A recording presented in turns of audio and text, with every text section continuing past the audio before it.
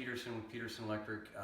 Most of you guys know me, how many videos I do. This is probably like my over 420 now, but this is on arc fault breakers. I'm having another issue with another brand. It's a Square D Homeline, and it's a dual function. At first, by what the customer said, that her home is 1 year old. It's a ranch, typical 2,500 square foot, brand new.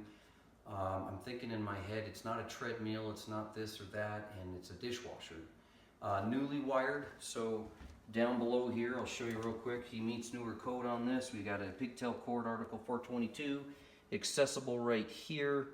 The arc fault GFCI protection in the panel. The only thing I would criticize about this is I would have put them on the sidewall, because if any water leaks, especially with the disposal over there, water will get into the device and start tripping it until it dries out. But anyways, so this is a Frigidaire. I'm not picking on any big companies just because you're bigger than I am. But we started it up and wondered what was going on. She said about halfway through the cycle it trips, and the cycle is an hour and a half.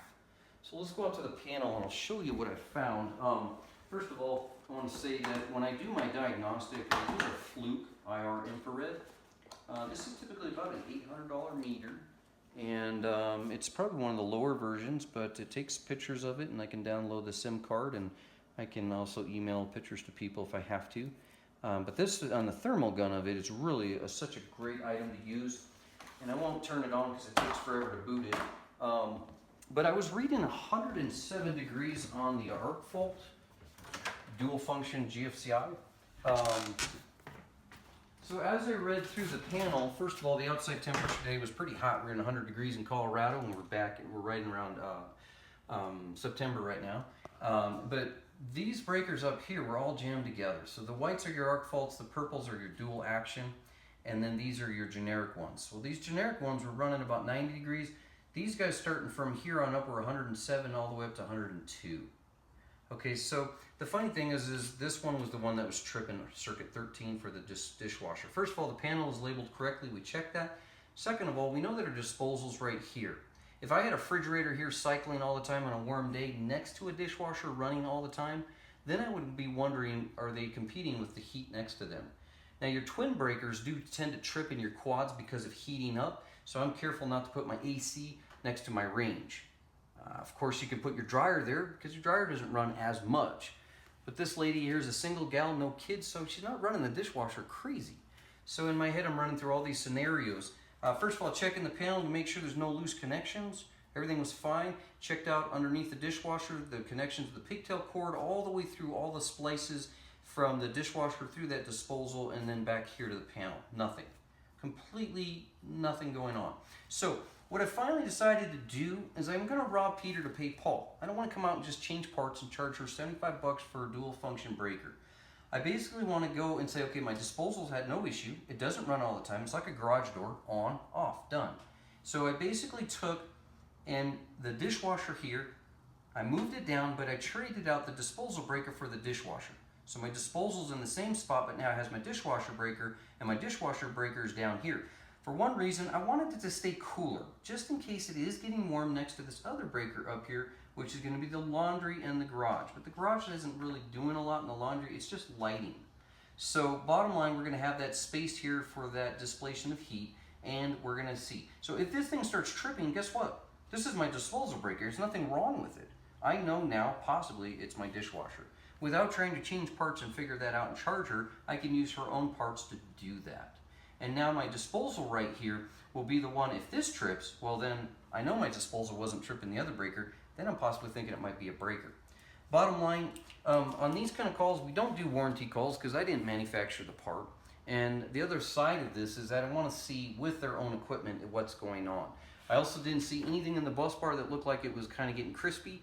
For example, I had a call yesterday that had a dryer that had looked like it blown out inside of the box and went to the panel. Sure enough, one of the legs on the breaker, it looked like it was loose and failing and a lot hotter. So I replaced that, and as I replaced it, I saw that the bus bar was actually getting a little brown on those spots. So I killed the main, sanded it down, put some Vaseline, backed it back in, and we were good to go with a brand new breaker and a new device. Bottom line, guys, this is what we're trying to figure out. Why is this tripping? The first call I've ever had like this. on a brand new home, dual function. But I do have a tag here I want to show you guys real quick. I left my wallet in here. This is a really neat function that Square D has. I'm not sure I'm sold on it yet, we'll see. But it has a Square D QO and a Homeline, but this is the Homeline. The functions of it says, go ahead and place circuit breaker in off position, firmly press and continue to hold this white button, and then move the handle back to on position, and then as you're holding it, it'll trip. 1 second means ground fault, second, 2 seconds means arc fault, 3 seconds means that it's a thermal overload possibly. So when you're counting, it depends on your type of person or if you got a lot of caffeine in your body, but if you're like 1, 2, 3, it's not gonna work. It's gonna be 1, 2, 3. And as you hit 3, that's where we were getting a thermal overload. So in my opinion, it could possibly be this dishwasher. But I agree with the homeowner, this is like the lowest grade Frigidaire I have ever seen. Bottom line, that tends to happen with new homes, and that's really unfortunate. But she's had issues with her refrigerator too. So if that tells you a little bit, again, I'm not picking on the big companies, just saying, if they're getting a lower end product and putting it in underneath the counter, that can tend to happen. But when that dishwasher started sounding groggly and a little bit like it's trying too hard, and then she's telling me the counter felt a little warm, well, guess what? Thermal means heat. So, in my opinion, I'm wondering, by trading out these breakers and doing these steps, which Square D QO has the same kind of breaker steps as this, and I do like this, by the way, Square D. I just want to say that this might be a good way to test this out, because if you guys are going out there and just charging them to change out parts, you're going to look like a real fool over time. You really want to spend that time. I've been here an hour, so when I diagnose these things and I tell them, hey, it's this amount per hour that I'm here, I really try to be here during that time. The minute I start getting over that hour, I cut it off and either say, hey, do you want to spend another amount, or do you want me to get out of here? Bottom line, I think we're at a good solution here for her to test it out herself. She doesn't need to go out and buy an $800 dishwasher. If you really like to spend money, go ahead, by all means. But this might be a good way for her just to see if she can get the life out of it. Again, is a single gal. There's not 6 kids in this home running this thing like we do with 3 kids that are teenagers. We run ours twice a day. So I figure mine may not live as long. But I also suggest getting your dishwashers and your appliances from a smaller private company at times. Sometimes the big box stores, I'm not sure that the quality is there that I see sometimes with the smaller guys. That's just my opinion, what I've experienced in buying all my stuff. But anyways, guys, thanks for joining us. I hope this helps you out, and let me know if we can help you out in any way. Thanks.